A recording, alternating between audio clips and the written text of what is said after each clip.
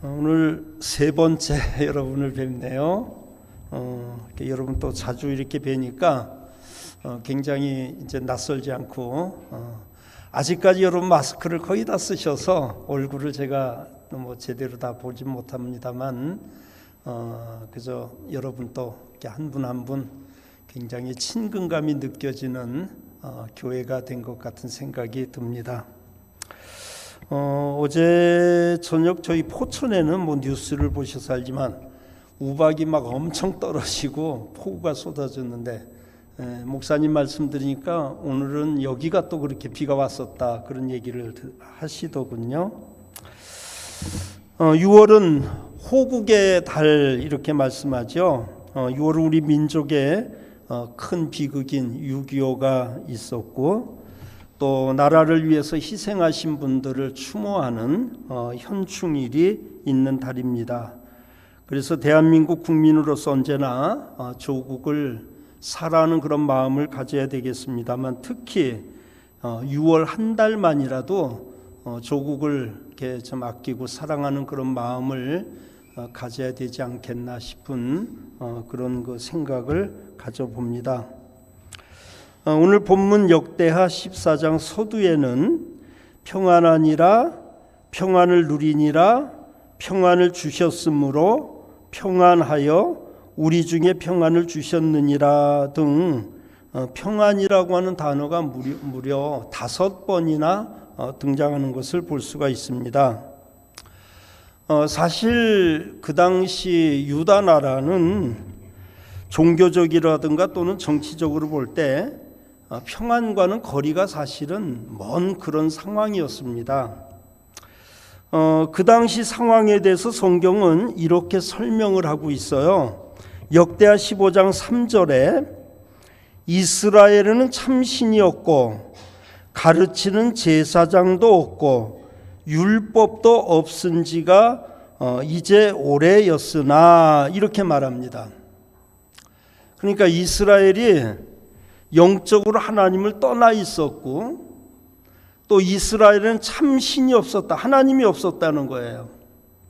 그리고 가르치는 제사장이 없었다. 요즘 말로 말하면은 교회도 없고 목사도 없다는 소리 아니겠습니까? 율법도 없은 지가 오래됐다라고 이렇게 증거를 하고 있습니다.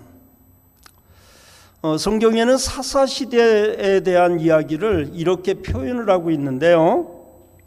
사사기 21장 25절에 보면 그때에 이스라엘에 왕이 없으므로 사람이 각각 그 소견에 옳은 대로 행하였더라 그렇게 말합니다. 어른이 없고 주인도 없고 왕도 없고 하나님 없는 시대, 그게 바로 사사시대였어요. 사람들이 그냥 자기가 판단해서 자기 멋대로 자기 마음대로 사는 겁니다.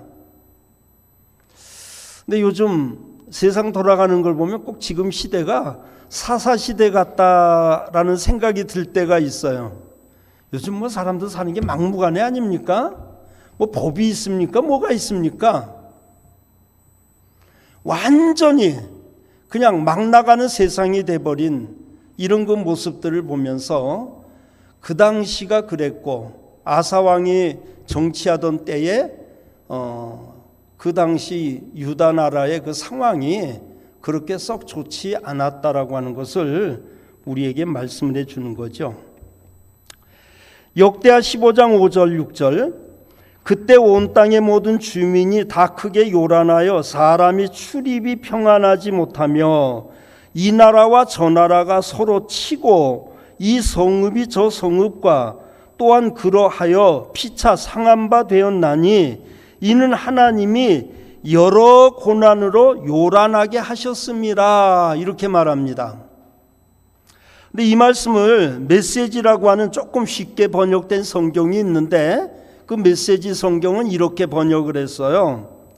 그때는 먹히고 먹히는 살벌한 세상이었고 먼저 차지하는 자가 주인이 되는 때였습니다. 어느 땅을 막론하고 다음 날 무슨 일이 벌어질지 아무도 몰랐습니다.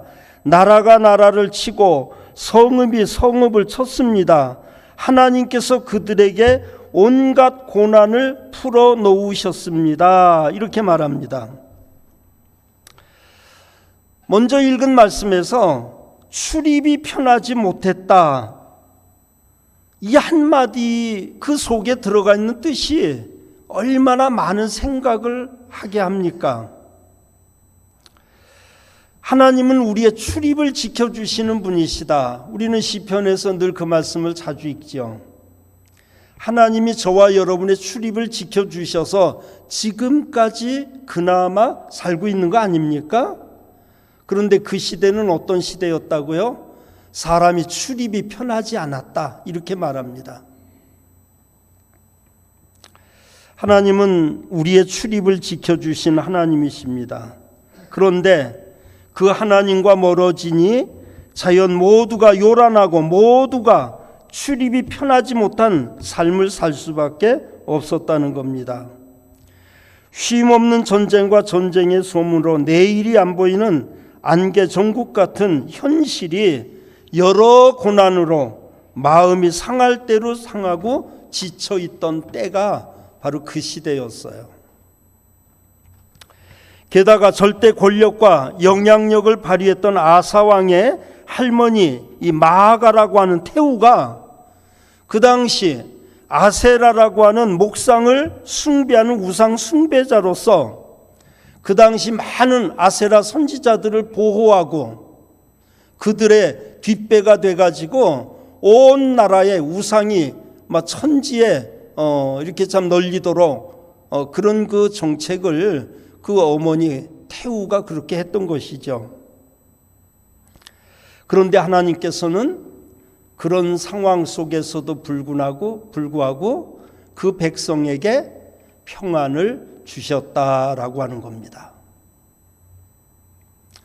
오늘 본문에 평안이라고 하는 단어는 두 가지로 사용이 되었는데요. 하나는 샤카트라고 하는 단어로 조용하다, 평안하다, 고요하다라고 하는 뜻을 가진 영어로 말하면 피스에 해당되는 그런 단어가 있고 그 말은 전쟁 또는 분쟁, 시끄러운 일이라든가 또는 근심, 걱정, 염려가 없이 그냥 편안하게 조용한 그런 그 상태가 계속되어지는 것을 말하는 겁니다. 또 하나 단어는 이 누하흐라고 하는 단어인데요. 이 누하흐라고 하는 이 단어는 휴식하다 또는 쉬다, 정착하다라고 하는 그런 의미를 가진 말로 움직임이 없이 계속 한 곳에 이렇게 머물러 있는 그런 의미를 가진 단어입니다. 우리가 성경에 보면은 노아 홍수 시대에 노아의 방주가 아라랏산에 머물렀다라고 하는 말씀이 있죠. 이 머물렀다라고 하는 그 단어가 바로 이 단어입니다. 누아흐입니다. 창세기 2장에 보면 하나님께서 아담을 지으시고 이끌어 에덴 동산에 두었다 그런 말씀이 있어요. 역시 여기 두었다라고 하는 단어도 바로 그런 단어였습니다. 하나님은 평강의 하나님이십니다. 예수님이 이 땅에 평화의 왕으로 오셨습니다. 그리고 우리에게 평안을 주셨습니다. 요한복음 14장 27절에 평안을 너희에게 끼치노니 곧 나의 평안을 너희에게 주노라. 내가 너희에게 주는 것은 세상이 주는 것과 같지 아니하니라. 너희는 마음에 근심도 말고 두려워하지도 말라. 이렇게 말씀을 하십니다. 사람은 누구나 평안을 원하죠. 그러나 앞서 이스라엘의 정치적인 또는 영적 상황이 여러 고난으로 인해서 요란했다라고 하는 말씀처럼 원하는 평안보다는 전쟁과 아픔이 더 많은 것이 어쩌면 우리가 살고 있는 이 세상의 아마 모습일 것입니다. 지금 우리나라는 세계 참 많은 그런 열강 중에서 이 선지국 대열의 끄트머리에서 더 깊숙이 진입하느냐 아니면은 그냥 뒤로 처지느냐라고 하는 굉장히 중요한 시점에서 우리나라가 머물러 있습니다. 뭐 여러분이 생각해도 지금 우리가 선진국은 아니잖아요. 그렇다고 후진국도 아니고 어정쩡한 자리에서 선진국이 되기 위해서 애쓰고 있는데 그게 그렇게 쉽지 않은 것 같아요. 왜요? 우리나라 상황이 그렇게 썩 좋지 않기 때문입니다.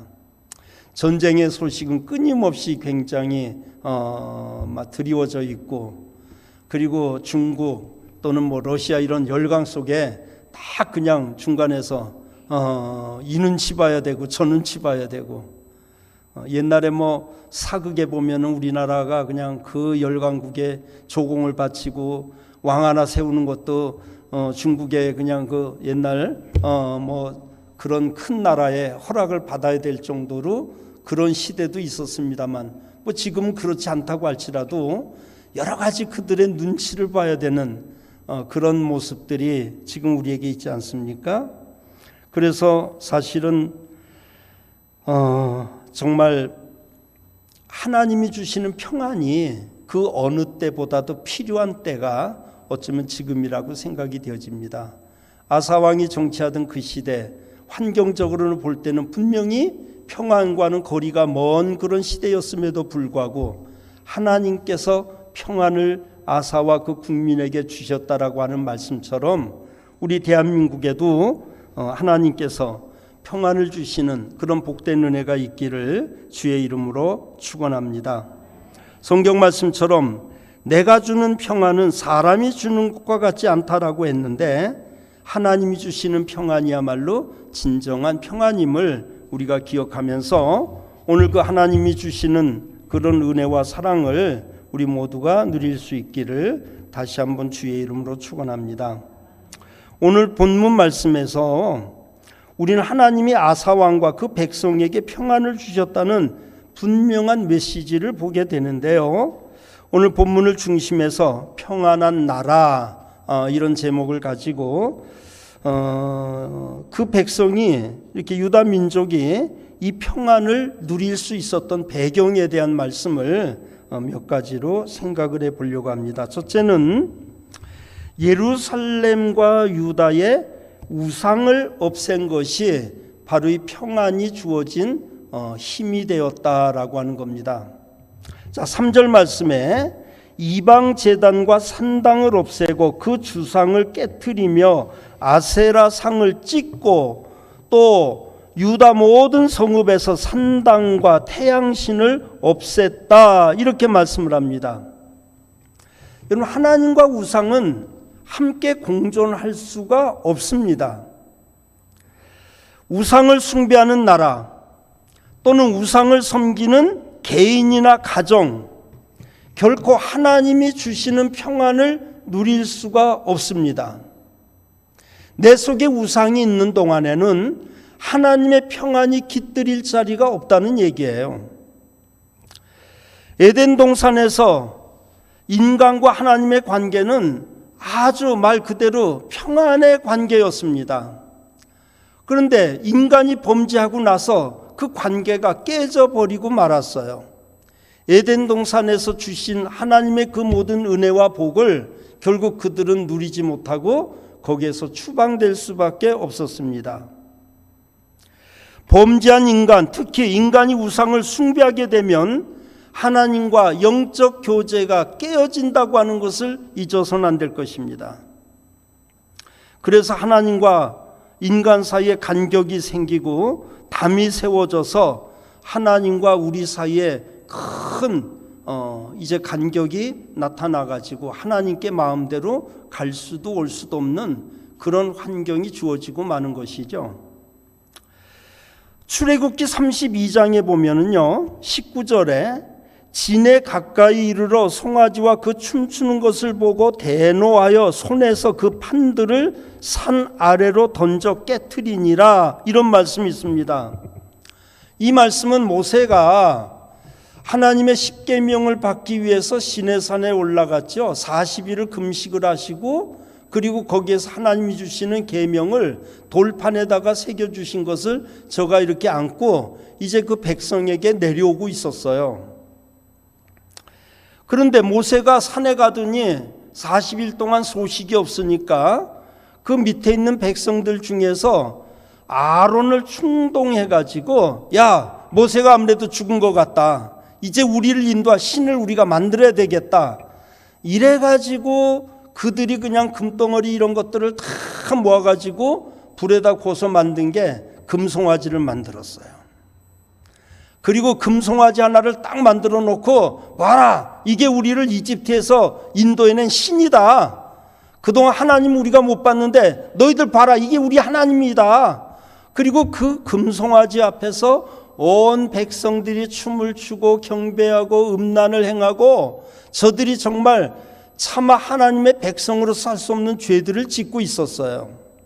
근데 그 모습을 모세가 내려다 본 겁니다. 그래서 너무 화가 나가지고 하나님이 친히 써주신 그 돌판을 언덕에다가 던져버려가지고 박살을 내고 말았어요.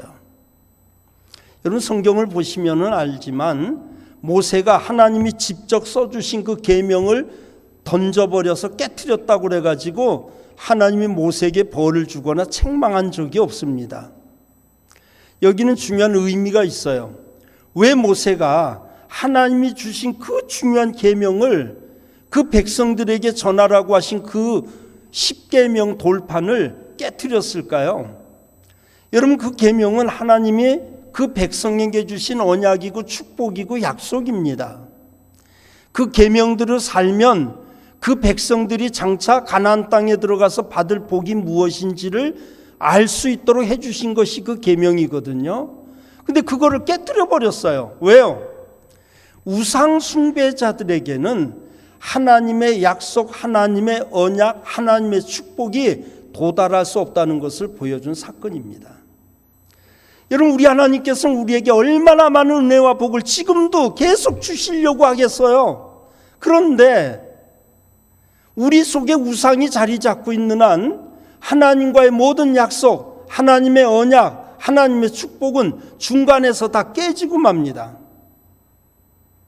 엄마가 자식에게 맛있는 걸 주려고 딱 준비해가지고 아이 이름을 불러요. 야, 뭐 똘똘아 이리 와라 그러서 불렀는데 그 아들이 딱 왔는데 보니까 아들이 그냥 밖에서 막 진흙탕 가지고 놀던 더러운 손을 가지고 딱 손을 내밀면요, 아무리 아들을 사랑하는 엄마라도 안 돼. 그리고 그 음식을 감춥니다. 언제까지? 손을 깨끗이 씻고 올 때까지는 절대 내주지 않습니다. 여러분, 하나님의 은혜가 모자라지 않아요. 하나님께서는 언제나 우리에게 풍성한 은혜를 주기를 원하십니다.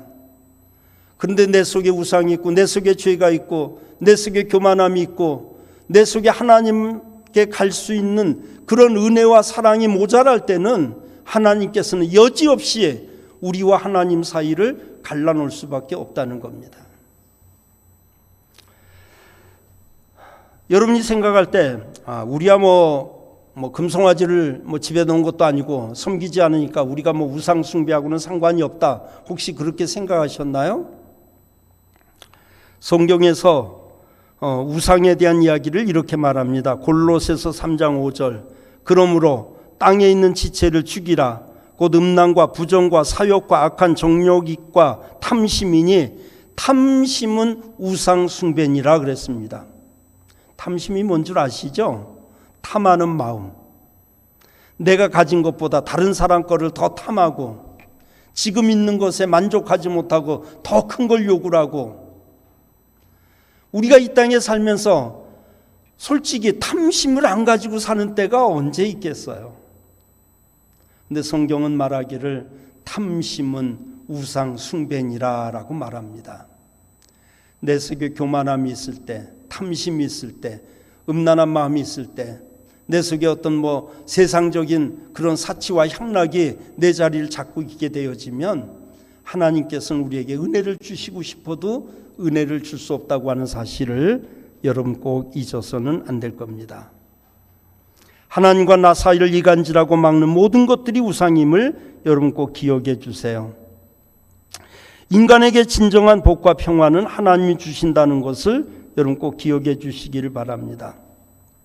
두 번째, 평안이 유다 민족에게 임할 수 있었던 것은 아사 왕이 백성과 함께 하나님을 찾았기 때문이다라고 말씀하고 있어요. 본문 4절입니다. 유다 사람에게 명하여 그 조상의 하나님 여호와를 찾게 하며 그의 율법과 명령을 행하게 하고, 7절에 아사가 일찍이 유다 사람에게 이르되 우리가 우리 하나님 여호와를 찾았으므로 주께서 우리 사방에 평안을 주셨느니라, 이렇게 말씀을 합니다.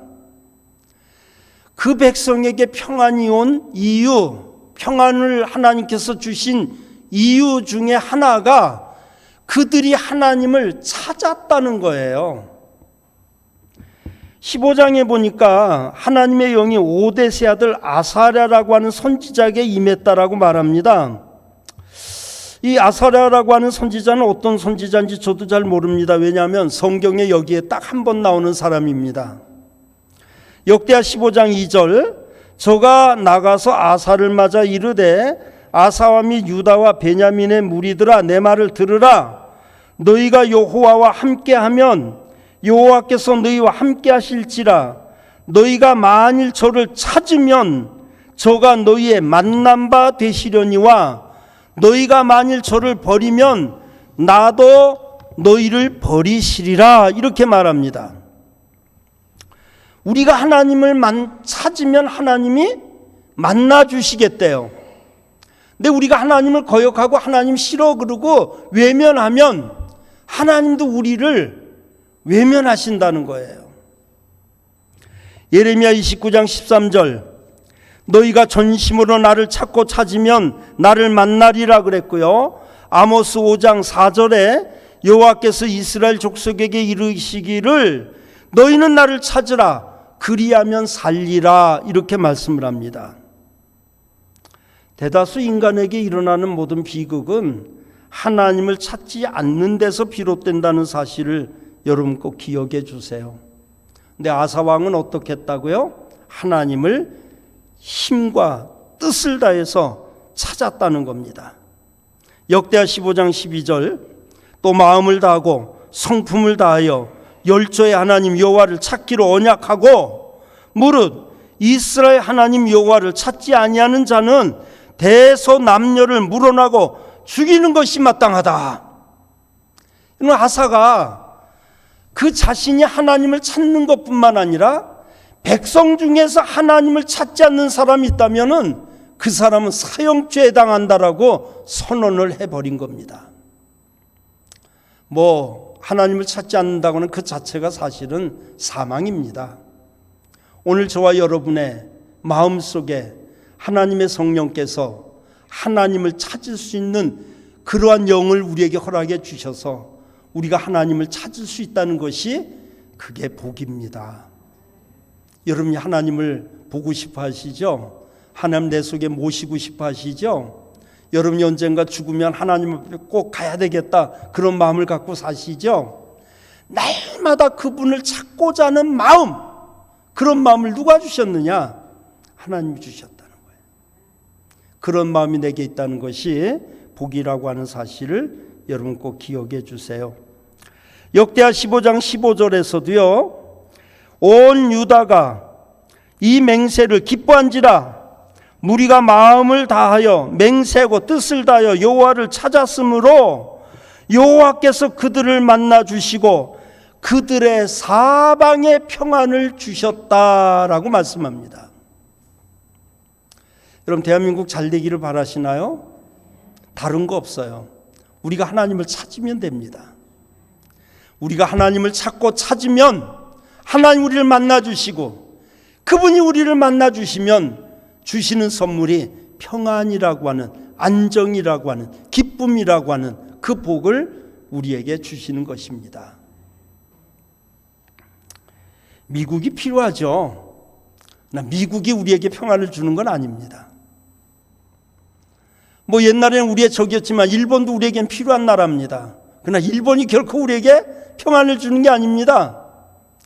대통령을 잘 뽑아서 평안이 주어지느냐? 그렇지도 않습니다. 다른 거 없어요. 이 백성이 하나님을 찾아야 됩니다. 지난 3일 날 여러분 혹시 가보신 분 계신지 모르지만 상암 경기장에서 빌리 그레암 박사 그 50주년 전도대회 기념성회가 그 아들 목사가 성장해 가지고 집회를 열었는데 모처럼 우리 한국 기독교에 큰 모임을 그날 가졌습니다. 그 상암 경기장에 수만 명이 모여가지고 하나님을 높이며 찬양을 했습니다. 50년 전 그 집회에 참석했던 사람들 중에 학생들, 청년들이 그때 참석했다가 목사 되겠습니다 선언한 사람이, 목사 된 사람이 주변에, 제가 아는 주변에도 너무 많습니다. 그리고 그 다음에 엑스플로 74를 통해서 또 우리나라가 큰 부흥의 역사를 이루지 않았습니까? 그리고 살만하니까 기독교가 자꾸 쇠퇴져 가지고 코로나라고 하는 이 직격탄을 맞고 나서 교회마다 지금 얼마나 어렵고 힘든지 몰라요. 그런데 지난번 그 모임을 통해서 다시 한번 우리에게 소망이 있다는 것을 보여줬습니다. 한국에는 우리 기독교인들이 정신을 차리고 하나님을 찾게 되어지면 하나님께서 우리에게 다시금 그 옛날의 번화와 그런 그 영화를 다시 우리에게 허락해 주실 것입니다. 이사야 55장 6절, 너희는 여호와를 만날 만한 때에 찾으라, 가까이 계실 때 그를 부르라 그랬습니다. 하나님이 지금 멀리 계시나요? 그분은 예배하는 자에게 언제나 가까이 계신 분이십니다. 우리가 머리 숙여 기도할 때 그분은 바로 내 옆에 와 계십니다. 그분이 가까이 계실 때 그분의 발을 꼭 잡으세요. 분주히 세상을 막 살다 보면 마치 세상에 아무도 없이 나 혼자 있는 것처럼 느껴질 때도 있을 겁니다. 그러나 그럴 때도 여러분 발걸음을 잠깐 멈추고 살짝 여러분의 가던 걸음을 뒤를 한번 쳐다보게 되면 반드시 우리 주님께서 방긋 웃으면서 내가 너와 함께 있다라고 말씀하실 겁니다. 나는 그분을 떠난 적이 많지만 그분은 내 평생 나를 떠난 적이 단 한 번도 없으신 분이셔요. 그분이 가까이 계실 때 그분께 부르짖으세요. 그러면 하나님께서는 언제나 응답해 주시고 가까이 오셔서 우리에게 큰 은혜와 복을 주시는 분이십니다. 그 다음에 세 번째 보면 하나님 보시기에 선과 정의를 행했다 이렇게 말씀을 했어요. 본문 2절, 아사가 그의 하나님 여호와 보시기에 선과 정의를 행하여 그랬고, 역대하 15장 17절에 보니까 아사의 마음이 일평생 온전하였더라 이렇게 말씀을 합니다. 죄 있는 곳에는 평안이 있을 수가 없죠.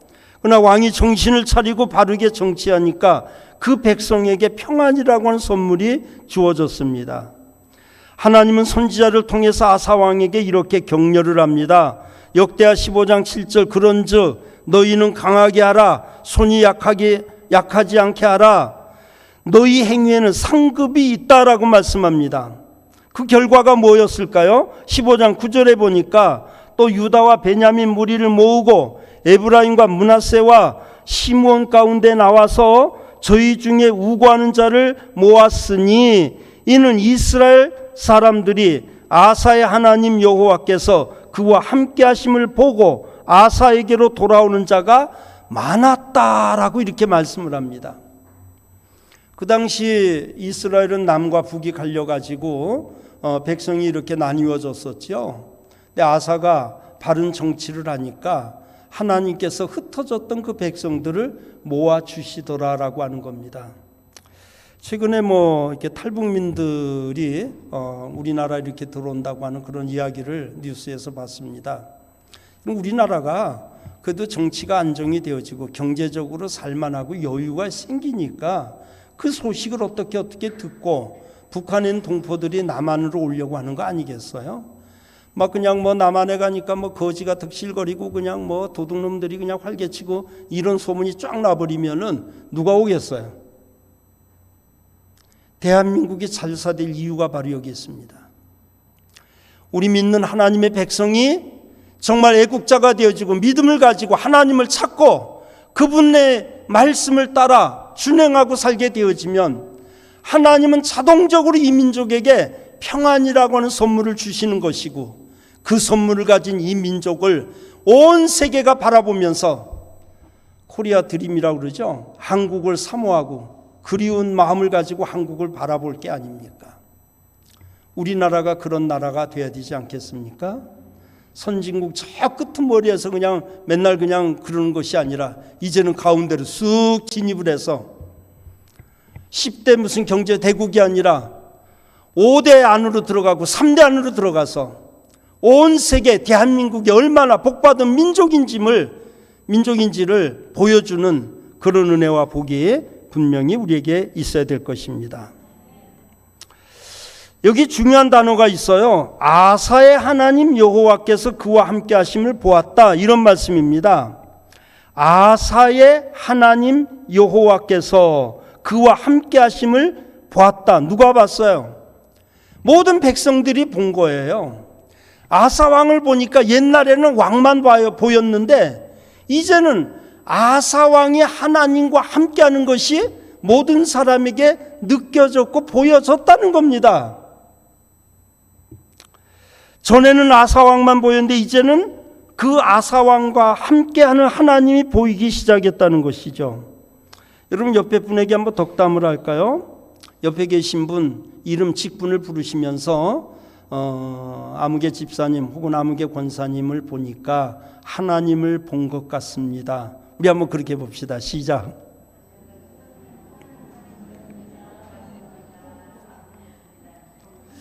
자, 우리가 말로 그렇게 했는데 앞으로 여러분이 가정에 가거나 또는 직장에 가거나 어느 곳에 가든지 사람들이 그걸 느껴야 됩니다.